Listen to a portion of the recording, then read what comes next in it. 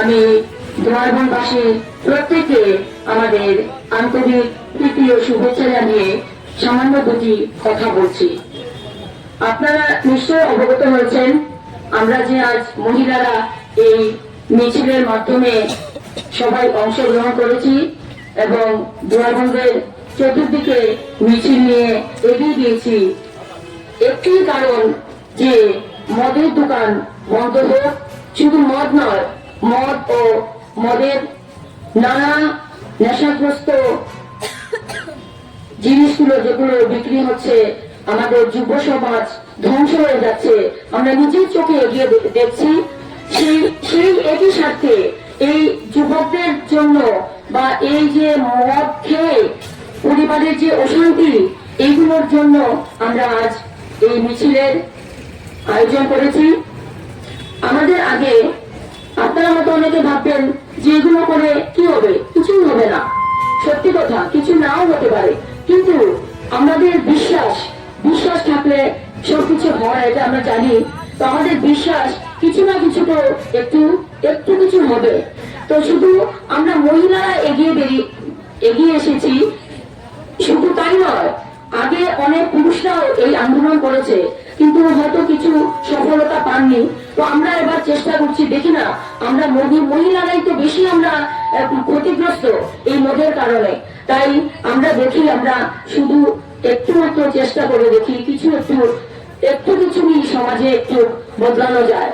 তো তাই আমরা আজ এগিয়ে মিছিল বের করেছি। আপনারা নিশ্চয় বুঝতে পেরেছেন আমরা কেন বেরিয়েছি। তো আমাদের যে এই যুব সমাজ ধ্বংস হয়ে যাচ্ছে, আপনারা সবাই জানেন, এটা আমার জানানোর কিছুই নেই, সবাই জানেন। তো এই যুব সমাজকে আমরা কিভাবে রক্ষা করব?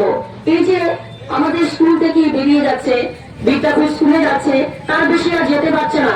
অনেক ভালো ভালো ছাত্ররা দেখেছি, আমি নিজে দেখেছি, ওরা বিদ্যাপীঠ স্কুল হয়তো যাচ্ছে না গিয়েই ওরা ঘুম থেকে উঠে সকালবেলায় মদের দোকানে যাচ্ছে। তো এটার কারণ হচ্ছে ঘন ঘন মদের দোকান হয়েছে, তার জন্যই তো যাচ্ছে। যদি আর মদের দোকান না থাকতো তাহলে তো নিশ্চয় এভাবে হতো না।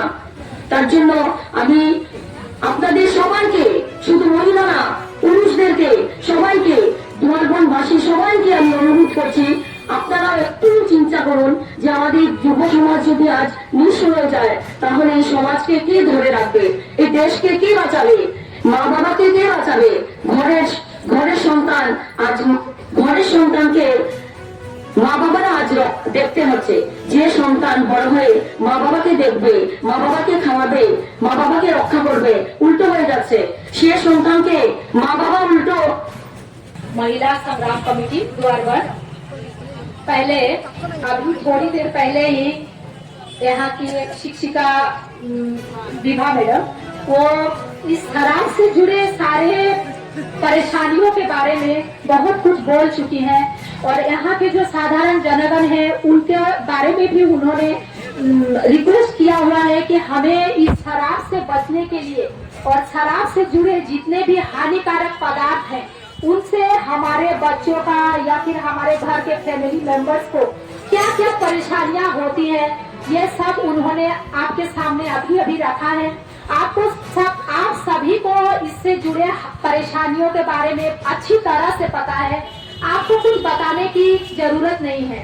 फिर भी मैं यहाँ पर जो महिला मंडली आज हमारे साथ जुड़ी हुई है और उन्होंने हमारे साथ सब एक साथ मिलकर यहाँ पर जो शराब से होने वाली बहुत सारे परेशानियों की वजह से उन्होंने जो रैली लगाई हुई है, इसके वजह से मैं महिला मंडली का पहले ही धन्यवाद करती हूँ कि उन्होंने वो पहली बार अपनी सुविधाओं के बारे में और अपने लिए सोचते हुए घर से कदम निकालकर एक साथ जुड़कर रैली के लिए खड़ी हुई, अपना जो तकलीफ है वो सबके सामने बोलने के लिए आई है।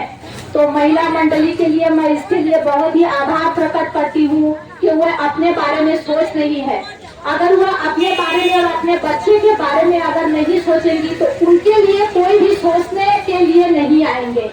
हम किसी और से ये अपेक्षा नहीं कर सकते कि वे हमारी परेशानी के बारे में किसी के सामने जाए और अपील करे बार बार। इसीलिए आप सभी महिलाओं को इसी तरह अपने सुविधा और अपने बच्चों के बारे में, अपने बच्चों के अच्छाई के बारे में सोचते हुए आप लोगों को आगे आना चाहिए और अपने बच्चों के अच्छाई के लिए हमेशा एक साथ खड़े रहकर अपने बच्चों के अच्छाई के लिए काम करना चाहिए।